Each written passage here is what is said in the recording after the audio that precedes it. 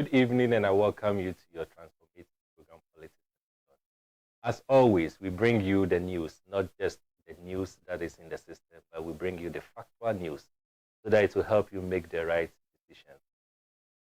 Your host is still Emmanuel Wilson Jr., and this evening we're going to have a conversation around something that has been bothering all of us, and it has to do with the energy sector. Whether or not Dumsor is back, and if it is back, what exactly are we doing about it?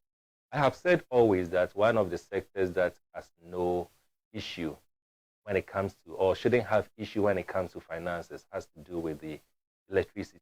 Because all of us go to pay before services are rendered to us, what we call the prepaid. Unfortunately, after paying, we struggle to get the energy or the electricity. Today, we are crying for a common timetable, and yet we have a leader in the name of Napo or Matthew Prempe Opoku, who is our minister, with impunity telling us to bring our own timetable. That's the least he can tell us. When he's supposed to solve the Dumsor issue, he comes rather to tell us when we are complaining. He tells us that we should come with our own timetable. This is someone we are paying with our taxes, and this is the best he can do when we find ourselves in this crisis. We are not going to take much of the time because this evening's episode has a very important guest. And this is a guest who is going to help us, understand the whole issue and to also let us know the way forward.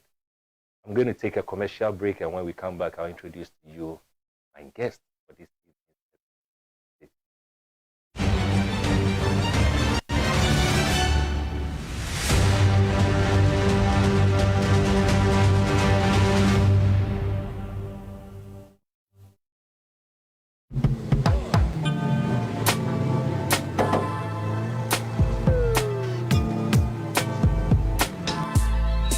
Welcome to AutoCheck Vehicle Diagnostic and Licensing Center.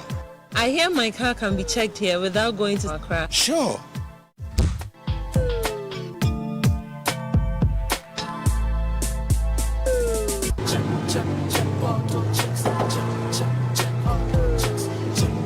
Emission, check. Alignment, check.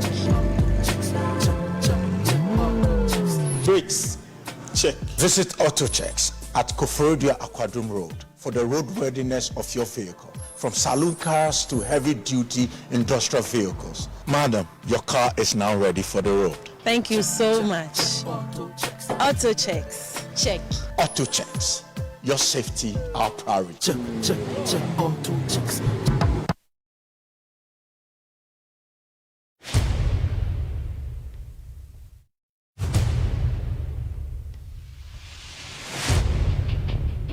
The average human body mass should have at least 60% water for optimal performance in any physical or mental exercise. We can help you maintain it naturally.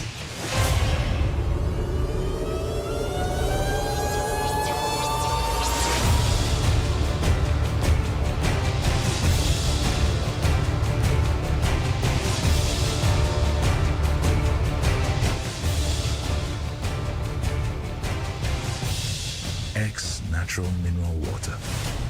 Simply natural. For bulk purchase, call 0596 273 546 or 0596 273 547. This advert is FDA approved.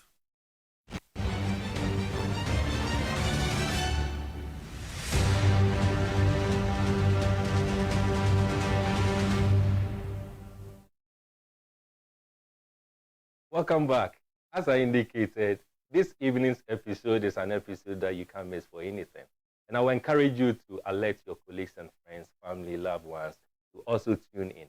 Let them get interactive with us on our social media platforms, and let them also get interactive with us, particularly using our WhatsApp number as it is on the screen. And we'll debate and discuss your comments. We are very privileged to have with us one man I have admired from afar.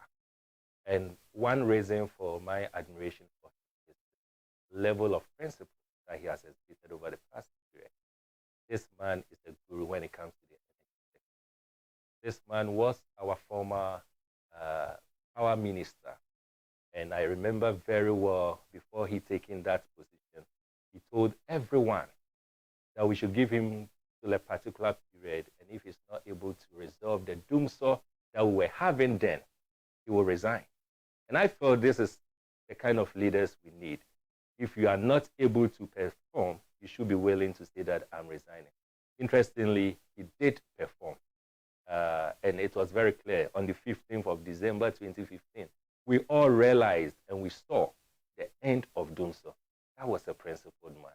This man I'm talking about is also the founder, and most people do not know, but he's also the first CEO of BOST and the Petroleum Commission of Ghana. He founded it. He ensured that it was operating. He is the one who started it as the chief executive officer. I'm talking about no other person than your own, my own, our own member of parliament for Pru. I think it's Pru East, Honorable Dr. Kwabena Donkor. Doc, welcome to Politics and Beyond. Thank you. And I'm so happy. I mean, our guests are so privileged to have you with us because we are really struggling. We are going through a lot when it comes to indeed. Before this encounter, when the flyer went out, individuals started having conversation on our platform, and we're talking about the frustration. And I'm sure all of us are going. The first question that we will need from you to answer is Ghana's energy sector. What exactly is happening? Well, Ghana's energy sector is struggling. We are struggling structurally, we are struggling financially, and we are struggling managerially. And we've also had an episode of short-term mentality in a sector that needs medium to long-term planning. And so there's been a mismatch. Very well. Well, that I was actually trying to put that note. You see, you've mentioned four key things. First one is the structural. Second one is the financial. Third one is managerial. Just about 2 or 3 days ago, there were comments that came from a number of, the actors in the field. Gridco, saying that the issue has to do with money, finance. Others also come and say that, well, it is not about finance, it's just shortages of gas that we have in the system. Today you are making reference to 3 of them, structural, financial, and managerial. Will you be kind enough to let us know, appreciate what you mean when you mention the structural, managerial, and financial? Our energy sector is a sector in transition. Remember, and here let me limit myself in the short term to the power sector because energy is made up of power and petroleum. And let me restrict myself to the power sector since that is the focus today.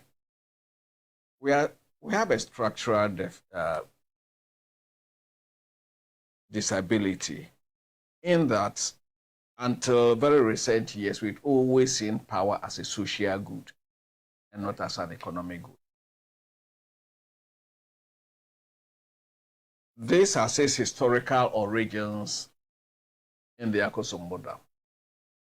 When the Akosombo Dam was constructed, the dam generated so much power, and hydro is one of the cheapest form of generation globally. And so, and because of the offtake agreement with Kaiser, which later became Valco, there was a revenue flow to service the facility we took for constructing the dam and to keep VRA afloat. So for consumers, especially non-industrial consumers, it was just an added on. And so our tariffs were very low. And so we got very used to cheap electricity. And that affected our attitudes. So we are generally very wasteful when it comes to power because we were brought up on cheap power. Unfortunately, come the 90s, we realized that hydro alone, even with the addition of the Pond Dam under General Kutua Champon, wasn't enough. And so we had to look for other form of generation. Meanwhile, we had exhausted all our major sources of hydro. And so we had to look at thermal complementation, thermal generation. Thermal power is at the minimum 2.5 to 3 times more expensive than hydro, especially legacy hydro. But in the early years, thermal still made up a small percentage in our generation mix. And therefore, the average price was still low. Last year, thermal, if you add Akosombo, Bui, and Pon, contributed less than 40% of our generation mix. The rest was thermal. And so, in the mix, thermal dominates, and so it has a higher price. And so the average price for electricity has gone up. So that is the structural side. And then, of course, we took the position of having a generating subsector, a transmission subsector, and a distribution subsector. The weakest link is the distribution subsector, where we have 2 dominant state players. ECG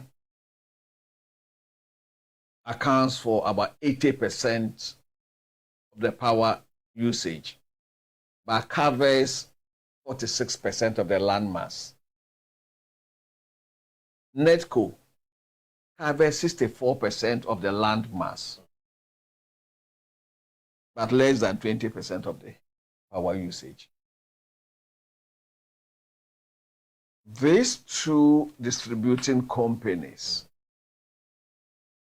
largely are run as public services, not as commercial entities. And therefore, the focus has never been on efficiency, it's never been on profitability, it's never been on modern corporate management.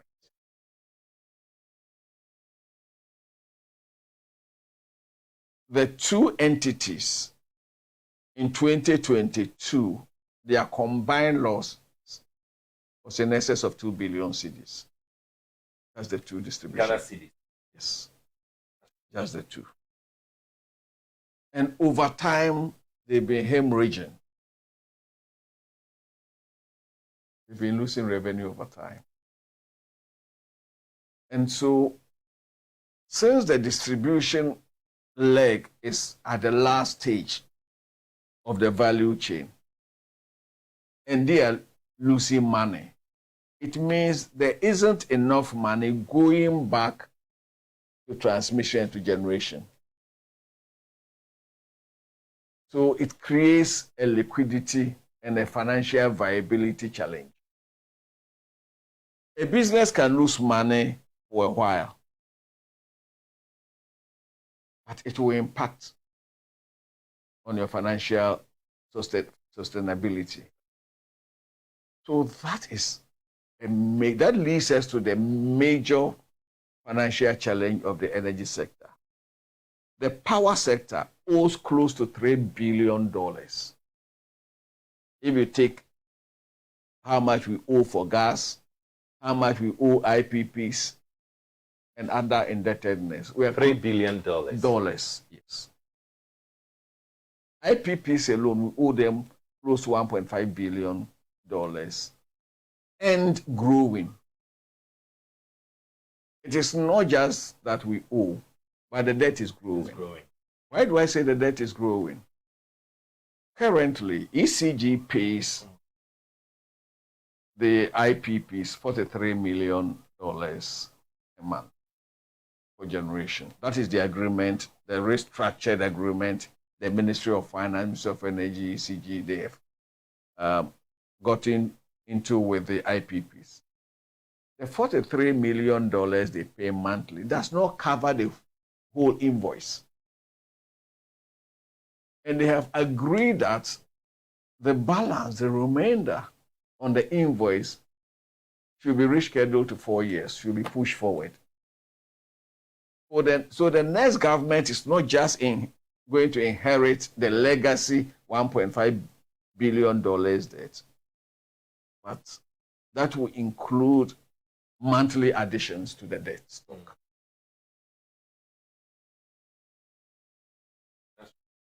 And that is so important.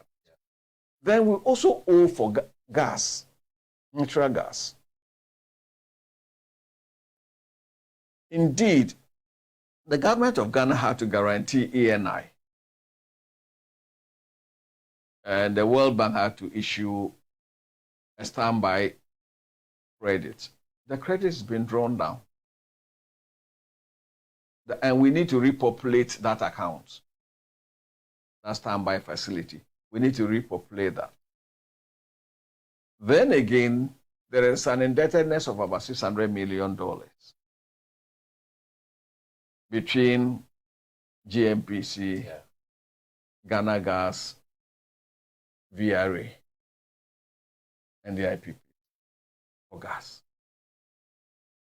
That is not the end of the challenge. The challenge is that right now, the government of Ghana, through the Controller and Accountant General, pays between 200 to 250 million cedis every month to support fuel pitches.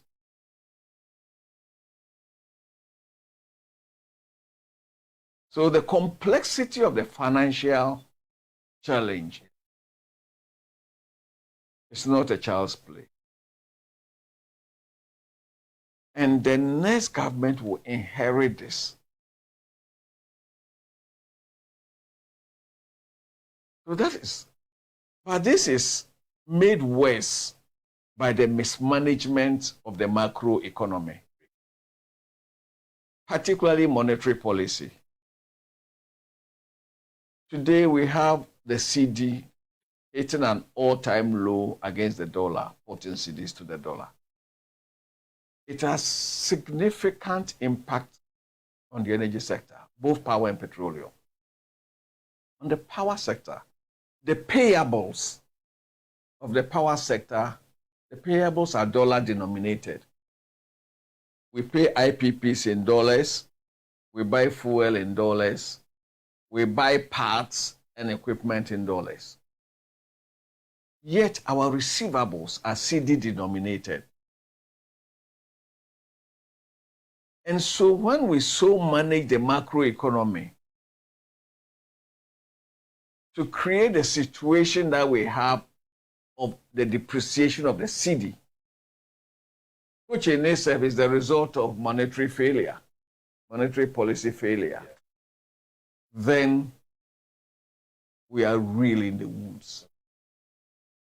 And that is where we find ourselves. So rather than looking at a quick fix, see, even if we take the $200 million CDs that the Minister of Finance through Controller pays every month, the 200 million is money that is not going to education. It's money that is not going to health. It's money that is not going to roads. The opportunity cost.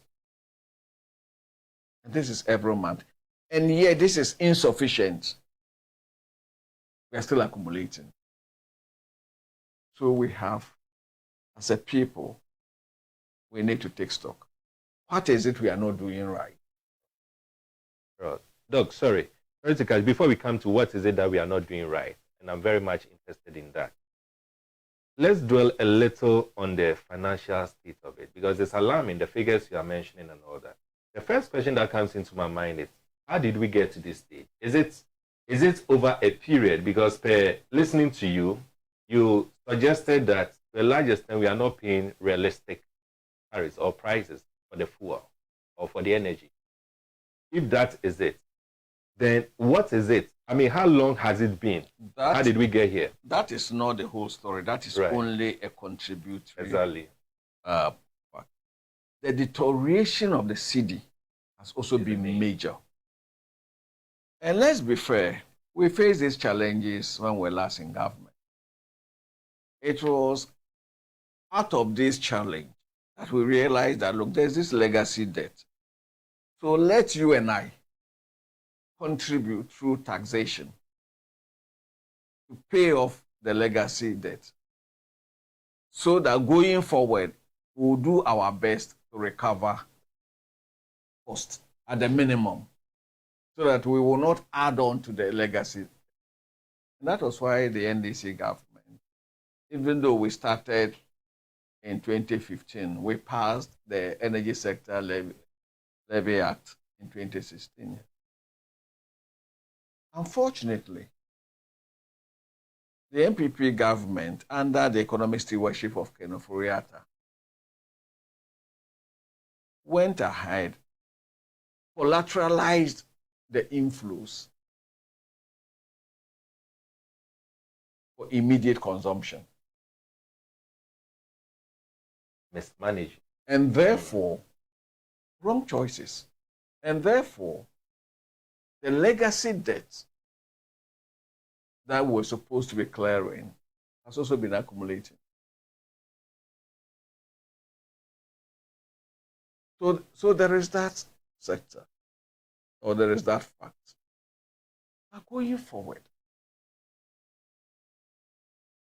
until we have a stable CD, it becomes extremely difficult to have a stable power sector.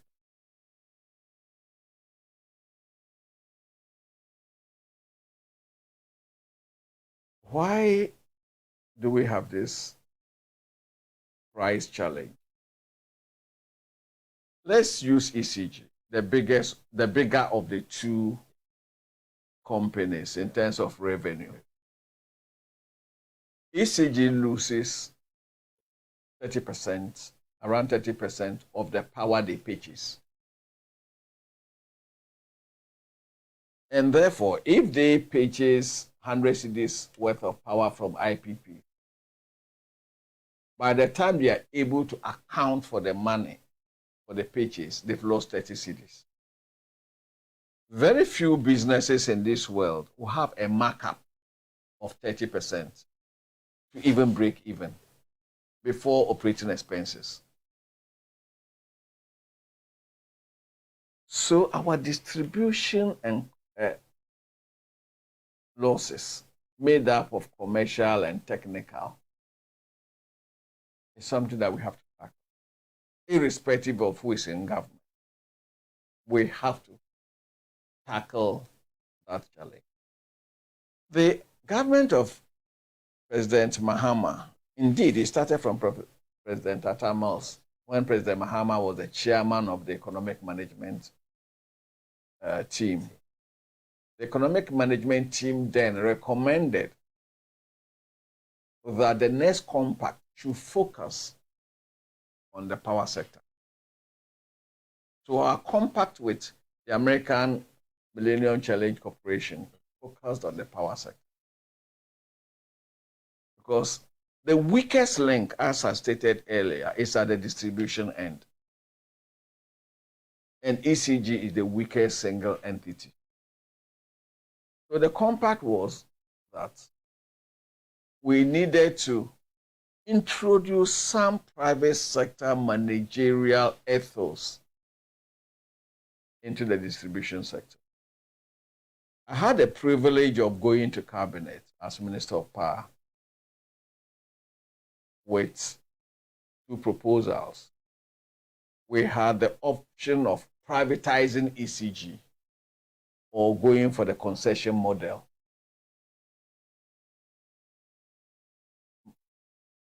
My recommendation in the memo to cabinet was to go for the concession model.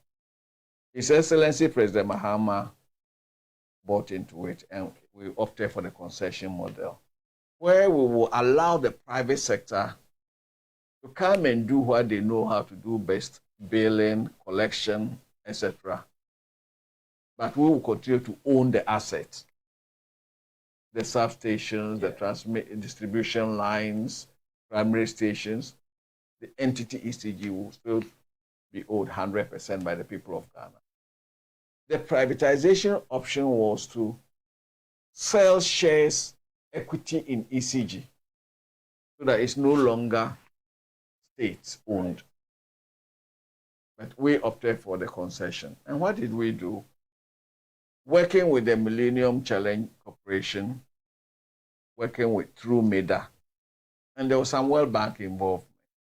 We said, okay, companies interested in partaking in that sector, we set up some benchmark that a foreign company could take 80% equity in the concession,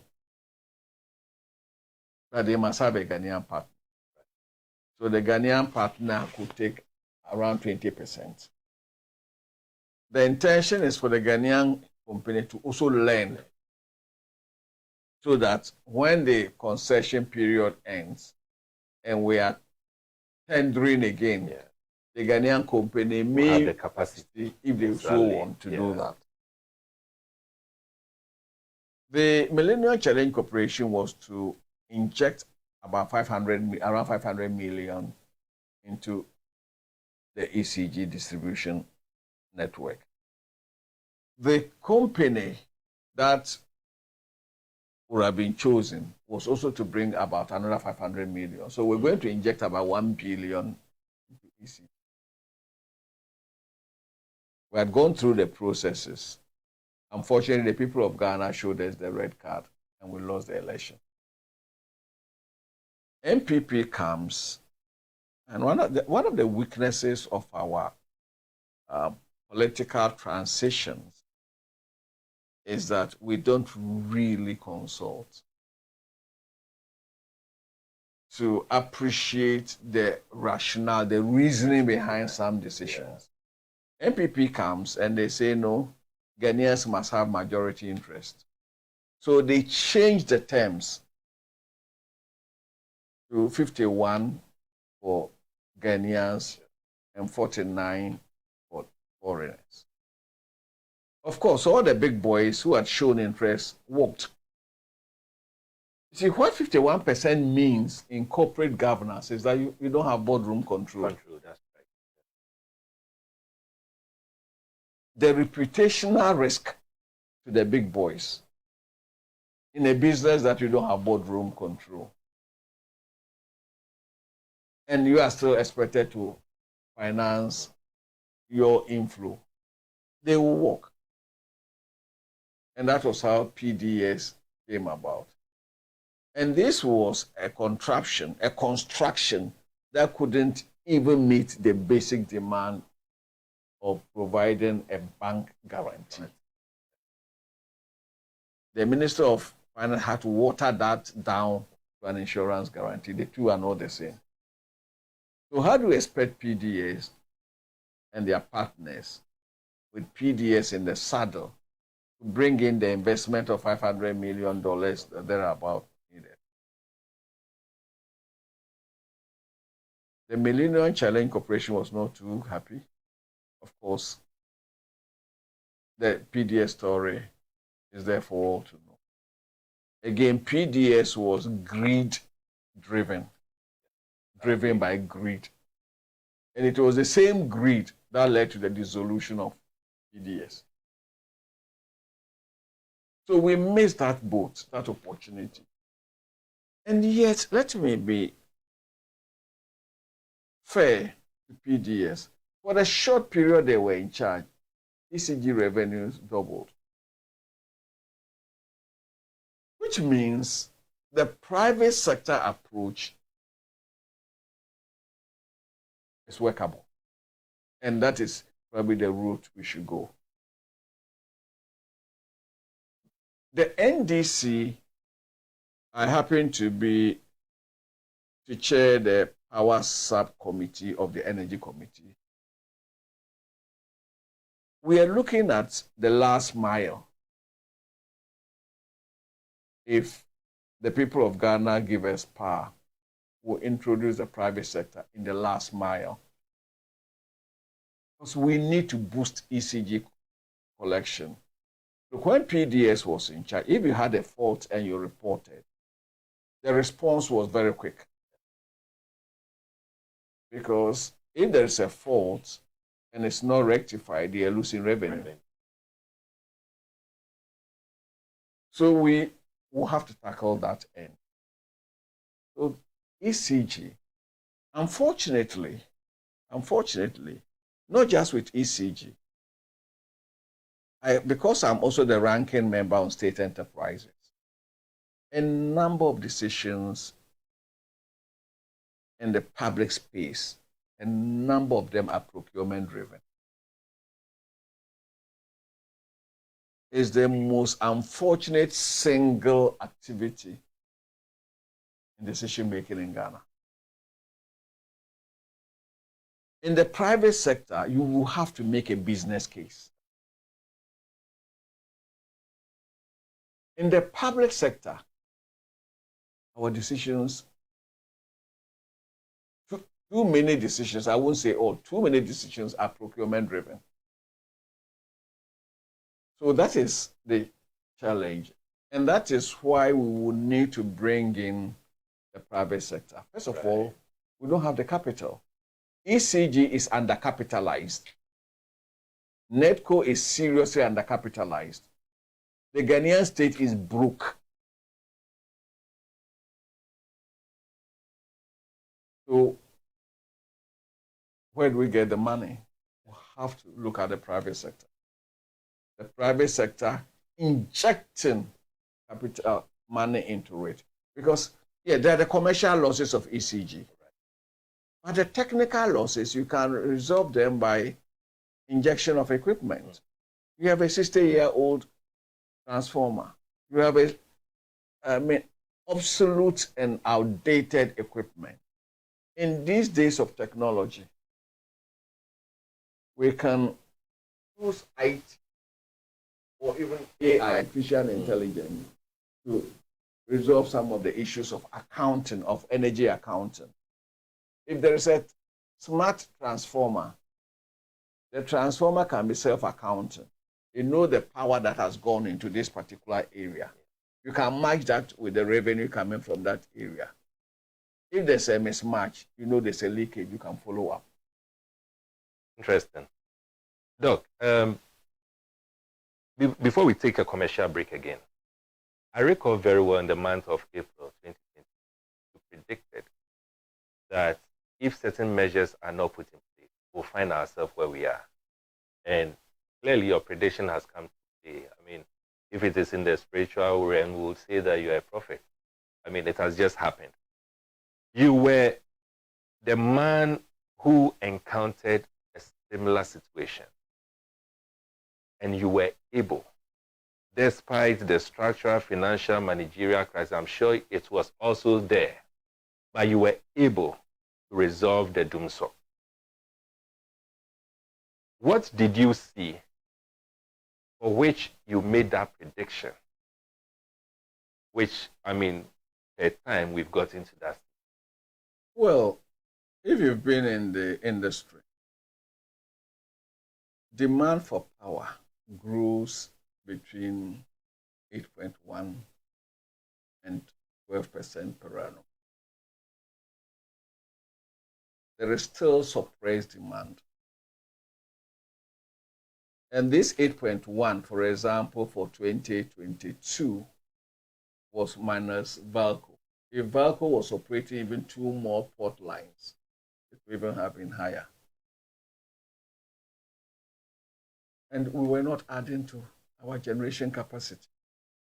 To be fair to the current Minister for Power, he is the only high official of the NPP government who said we needed additional generation.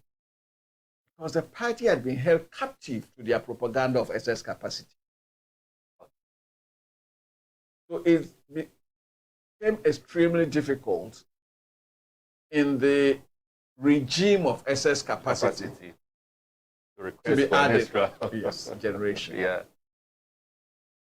And it was a very short-sighted propagandist approach.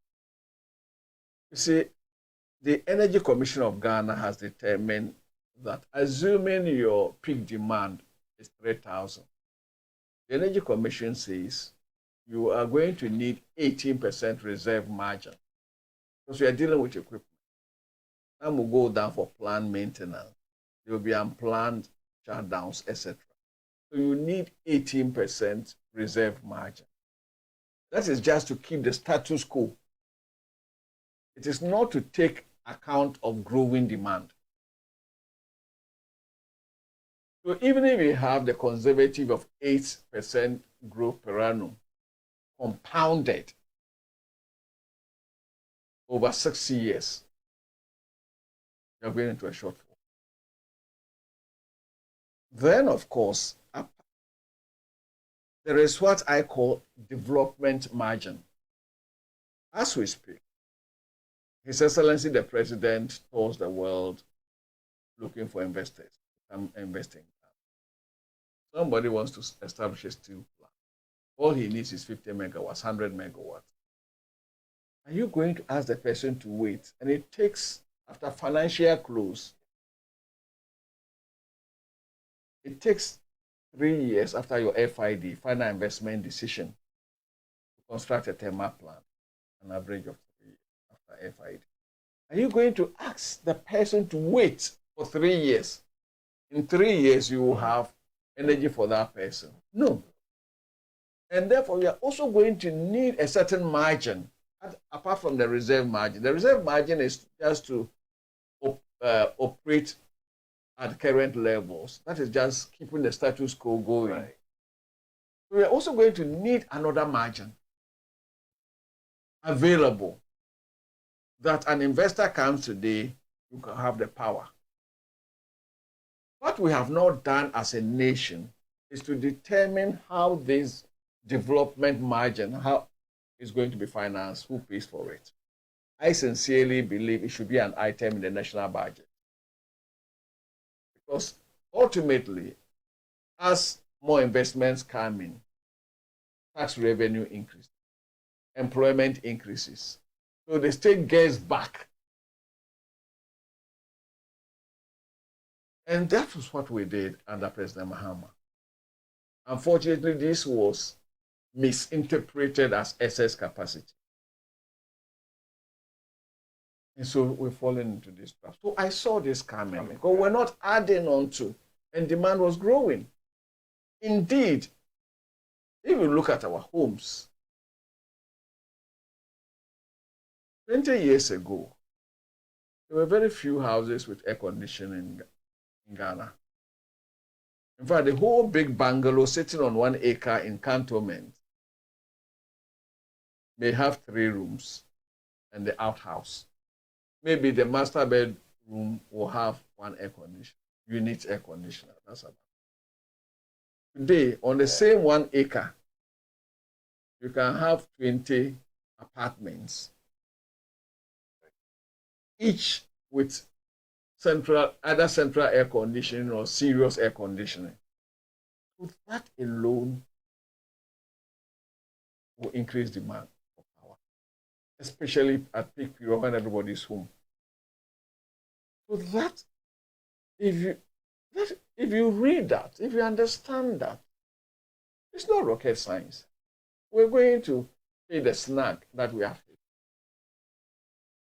So our own propaganda of excess capacity did not help us.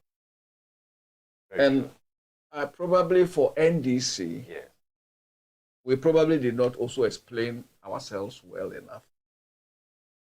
And I take responsibility, I take the blame. Probably we didn't explain well enough. And of course, when people are fed up with you, they also don't even want to listen. They won't listen to you. That is really true. We are going to take a commercial break. I mean, as I indicated, you have no option than to stay tuned to your transformative program because this is where the facts are discussed. Just stay tuned. We'll be right back after this short commercial.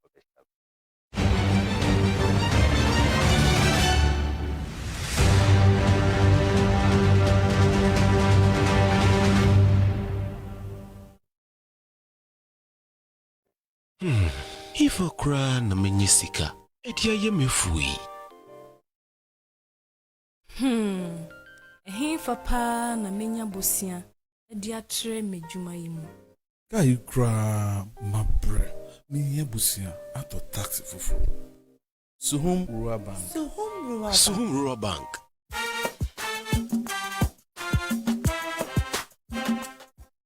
Yɛma akwa ababa Suhum Rural Bank. Yɛwɔ nhyehyɛ ahodoɔ bi te sɛ dwadifoɔ bosia, akuokuo bosia, susu account, anidasoɔ wɔ hɔ savings account, mebada chain savings account, ɛne deɛ keka ho. Frɛ Suhum Rural Bank wɔ 034229186. Na wɔn nso wetumi aka sɛ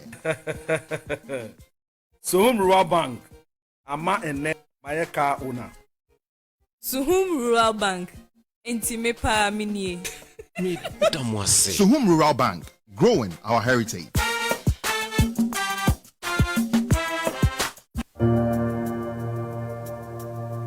Welcome to the Royal Dazzle Event Center.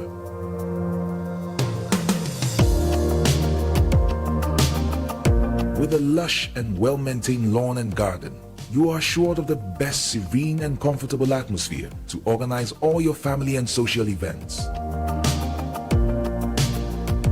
Live the royal moments here with friends and family. The hosting capacity of 600 to 800 people makes Royal Dazzle the most versatile of places to host weddings, parties, funerals, conferences, concerts, and many more. Create your memories with us. Call us for inquiries on 055-814-8585 or 024-620-2144, or pass by and speak to any of our friendly staff. Locate us at My John, close to Zoom Lion headquarters. Royal Dazzle Event Center, creating memories.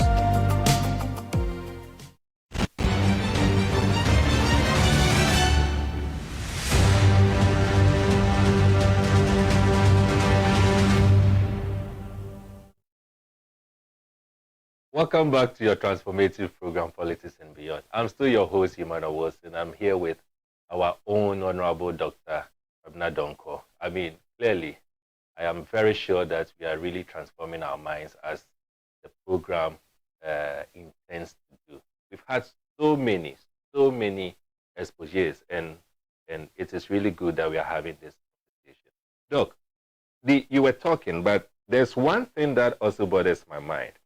After going through all these difficulties that surrounds our energy sector, and clearly the fact that individuals are not truthful, and I was very happy you made mention of Ghana's governance system when it comes to the issue of transition. People think that instead of us ensuring that governance is a continuum, we rather want to come and then create a different perspective and deliberately create the impression that our predecessor did not do much, or whatever was done before I came in, it was terribly wrong. Lack of growth in the sector, structural problems, financial problems, managerial problems. I believe all this existed when you were the Prime Minister. Today, the average Ghanaian only wants solutions. We are so tired with the complaints and all that.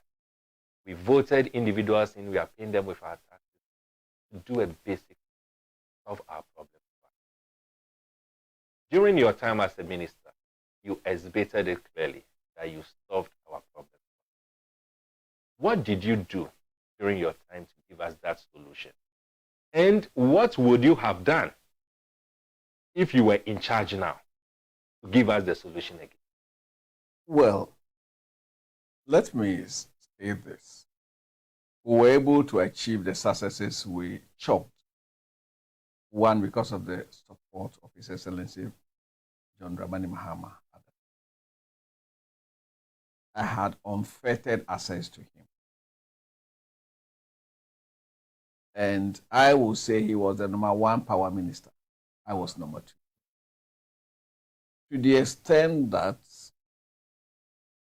he instructed me to keep my phone on even when I was asleep. So my phone was always by my pillow. He could call me at 2 a.m.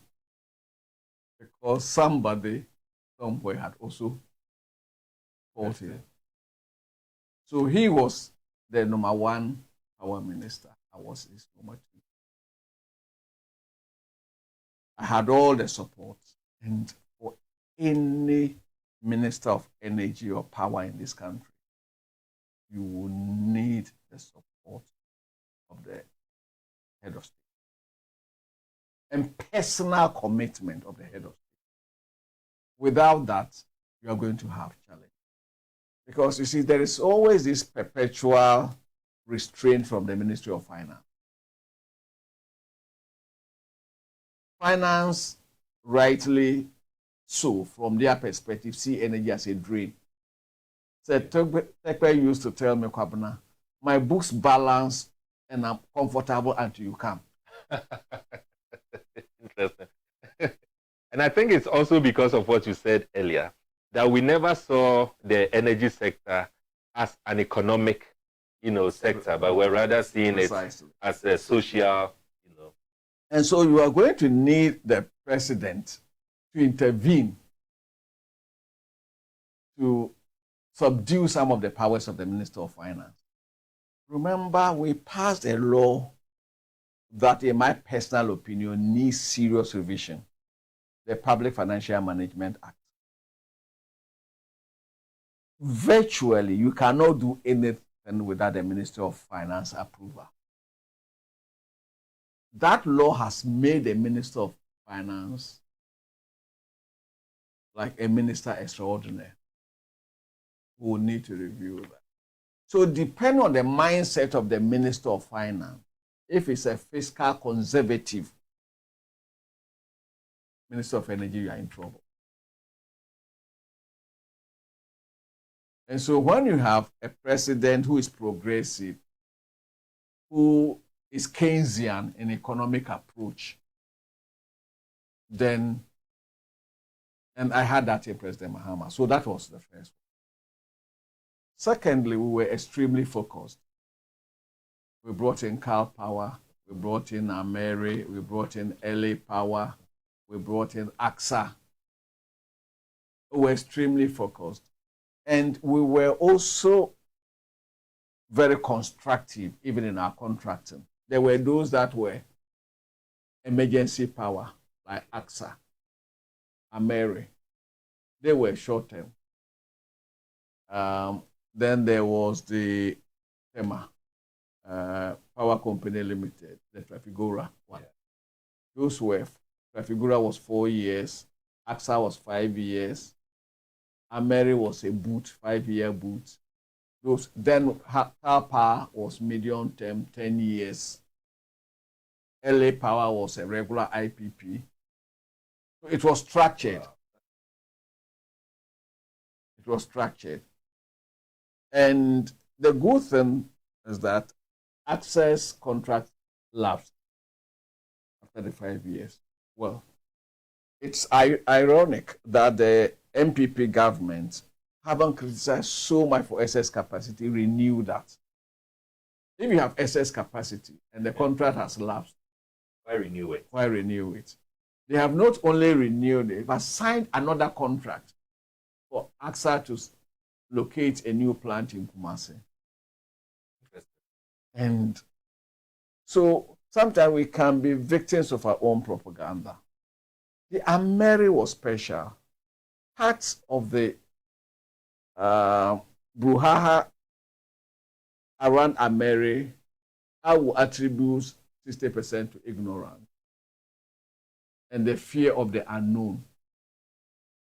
And then the rest was pure mischief. Why do I say this? Until Ameri, we had never operated a built own, operate and transfer. TICO has been in Ghana. TICO was commissioned in 2000. We are in the 24th year. It's never become ours. So it is still being operated by the IPP. It's owned by the IPP. Precisely. So known as Sogli Phase 1 was done under President Kufuor. President Kufuor left office in 2008. Still running. It's not become ours. We have same power, we have others. But in Ameri, we decided to do a different structure. We decided that rather than, yes, we didn't have the money, we needed the power. Rather than do a regular IPP that will stay for 25 years and we pay for it several times over, let's do a build, own, operate, and transfer. If we're going to pay 4 cents for a regular IPP, let's pay 4.5. Over 5 years, we will have gone through the capital recovery phase, and then it becomes. And one of the arguments I put up, the memo to Parliament, was that Ameri was modular. It came in modules of 25 megawatts each, and there are 10 of them, 250. And that if there was the need in future, we could move it to other parts of the country to resolve problems there. Just like it's happening. Just like it's happening. Being transferred now to Kumasi. Precisely. Again, it was the NDC government, 2015.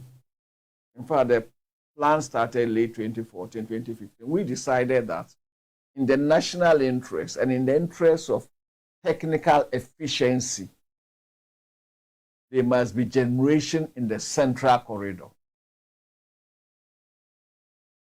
It was the NDC led by President Mahama and under my stewardship. Together with GRICO was the implementing agency. We said there should be generation in the central corridor.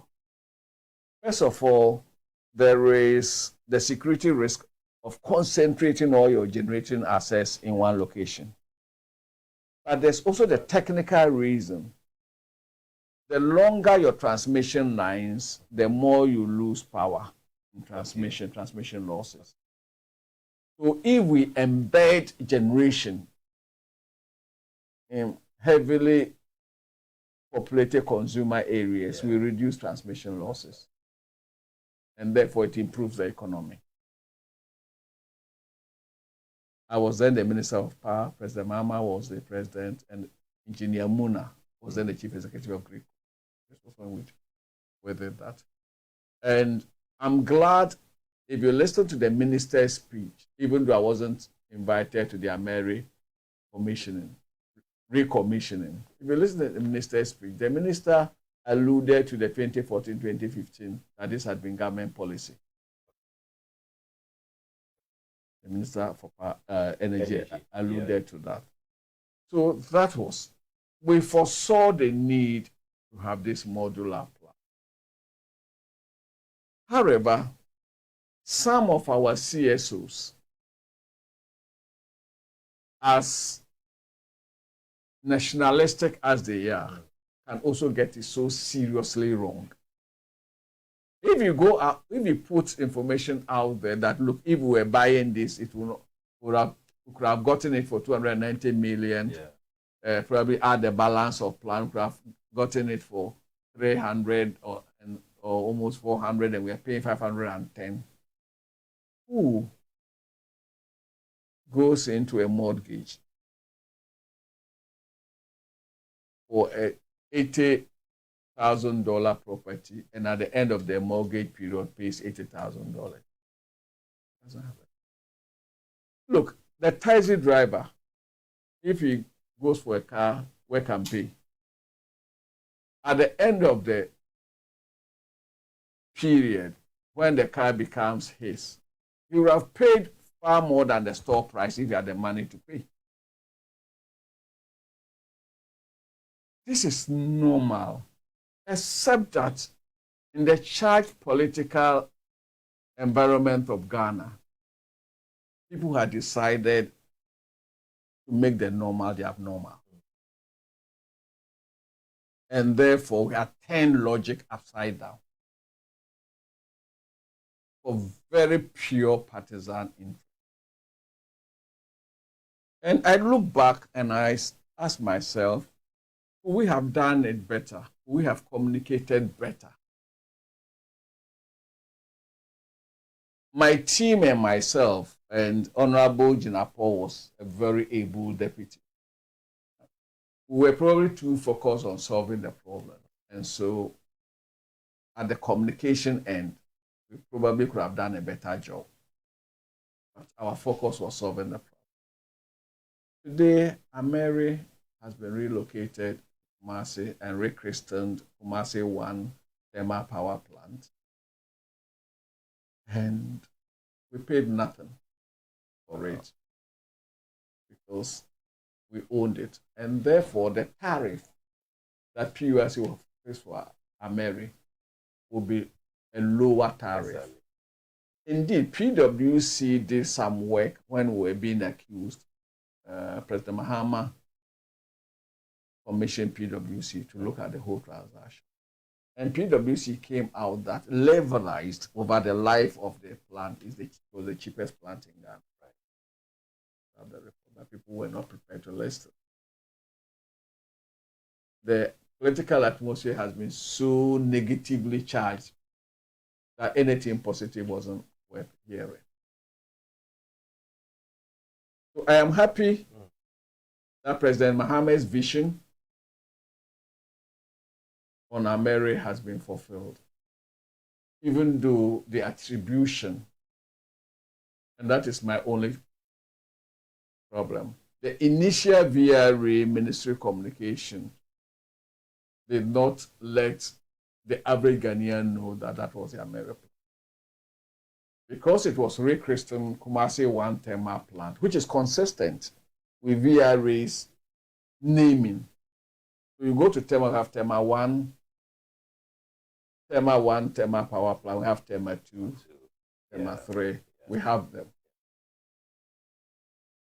So if it is consistent, I don't have a problem with that personally. But my problem is that at least Ghanaians ought, because of the brouhaha over Ameri, Ghanaians ought to have been told. It should have been far more explicit that this is the Ameri plant and not behave as if it was a new plant. It's just being relocated. And we had foreseen that, and that was why we brought modular plants. That's right. This is really interesting.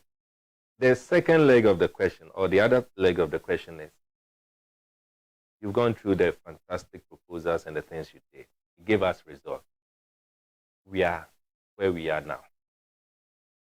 What needs to be done for Ghanaians to have? First of all, mindset. Mindset on behalf of Ghanaians, mindset on behalf of government, mindset on the utilities themselves. Waste is waste. If you are losing 30%, look at the tomato seller who goes to pick tomatoes from Akomadan to Asafo Market. If you lose 30% of the tomatoes on the way from Akomadan to Asafo, you are in a loss-making business. How much can you add to the price to make up for the 30% you have lost? And then your finance costs. So then we will have to tackle that headlong. And this is where I support the managing director of ECG, and it will be surprising to people in terms of collection. There must be no free electricity for anybody. In fact, when I was Minister of Power, I put the Ministry of Power on prepaid.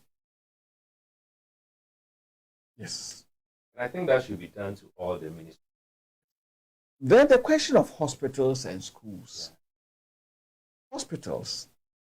And I had proposed then, and if I had stayed in office for another year, I would have done it. Let's identify the critical units in a hospital. The operating theaters, the wards, the laboratories. Very few of them. And put those on post-paid meters.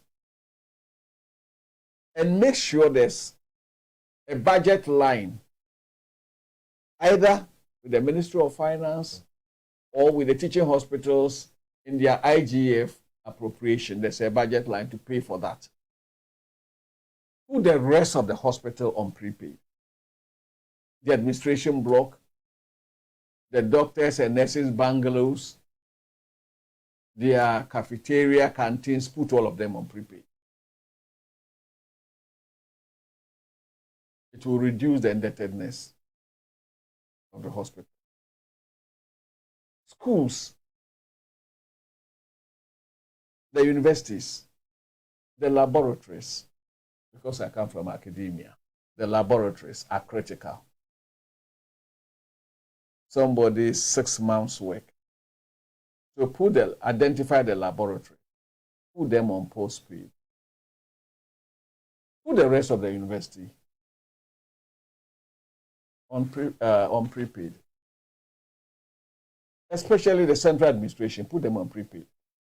They will never run out of power. They will buy. The Vice Chancellor's office, put it on prepaid. Exempt, if you want to be generous, the teaching, the lecture halls, but I won't even exempt them. Basically, we are all running business units. Your business is health business. My business is to supply electricity. How must I subsidize you? That is the commercial mentality I want to see. If the government of Ghana wants a subsidy, it should be budgeted for and it should be costed. And there should be a line item in the national budget.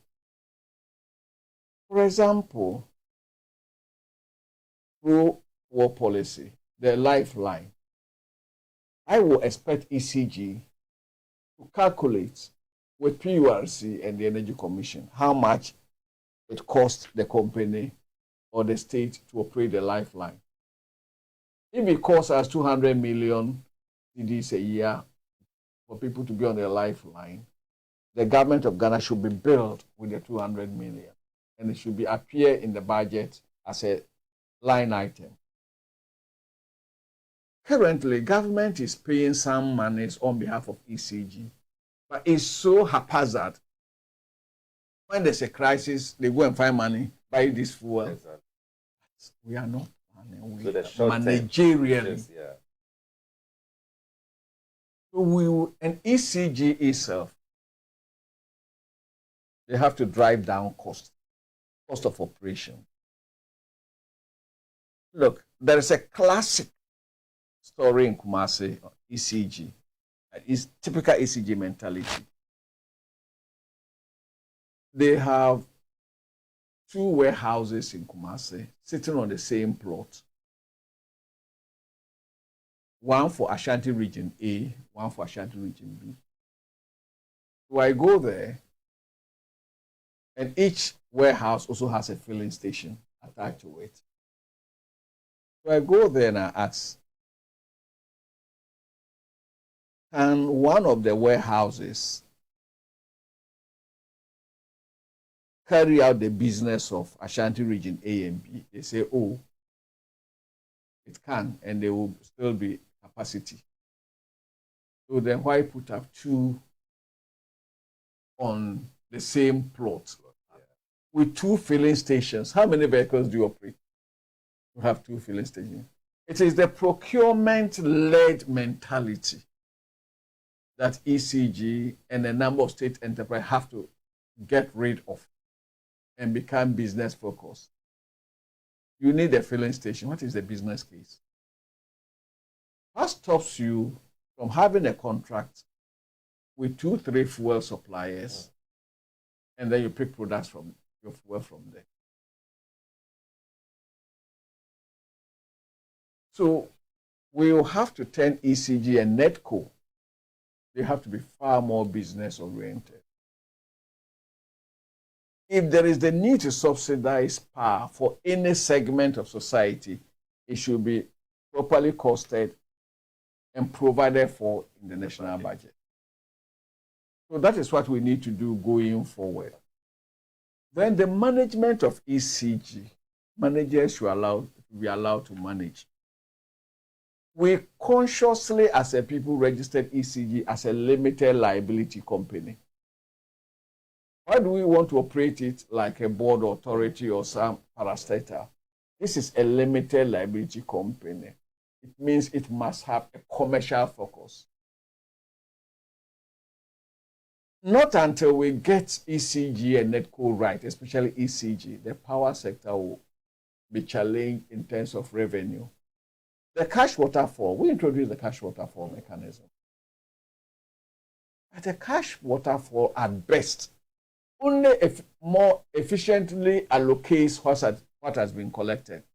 If what has been collected is less than cost, the efficiency of allocation does not make up for the deficit. All it means is that ECG, all your collections, put it in one basket. And then in that basket, let's determine the priority. Priority 1, fuel. Priority 2, IPPs. Priority 3, GridCo, VRA, ECG. Unlike the situation where ECG decides that I will pay you, I won't pay you, but I'll take this for myself first. That is all. Sure. It's efficiency of allocation.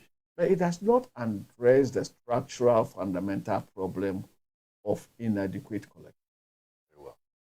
Unfortunately, we are running, or we have run out of time. This conversation is an interesting one. But just in a minute, I will need to find out from, because that has been a debate also out there. We have the thermal, we have the hydro. What makes it difficult for us to introduce other sources? Atomic, wind, and all that. Atomic, nuclear energy, I'm for it. We've had some small nuclear facility in this country over 40 years, so we have proven that we can handle that. It provides good base load. You can have nuclear power probably for 3 cents per kilowatt. It's a 10-year project. 10 years. And we are looking at 2 to 5 billion at the minimum, but more like 10, 15 billion. So it's capital intensive. So we must have that. And I think we committed our section of 2020 manifesto to that. Right. I've just seen that the minister has signed a memorandum of understanding. If it's not for electoral purposes, then fine. So we must go that way. Wind, the issue about wind is variability. Wind, solar. Indeed, we must promote solar, but initially off-grid solar. And with the net metering coming in, now that the net metering regulations have been passed, individuals should be able to populate their houses with solar panels and sell electricity to the grid when they don't use it. And that's what net metering will allow us to do. We must do it. But you cannot use that as base load. It is always supplementary. You need a stable base load, especially for industry. And with our natural resource endowment, we will have to take nuclear serious. We can also do run of the river, the small dams, mini dams, 50 megawatts, 80 megawatts on our rivers and Cobra, Pra, Duale.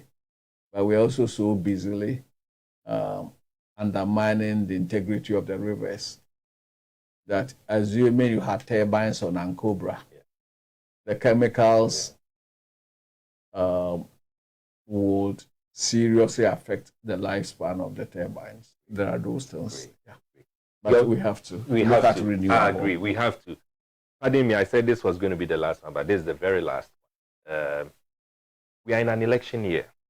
December 7th, we are going to the polls.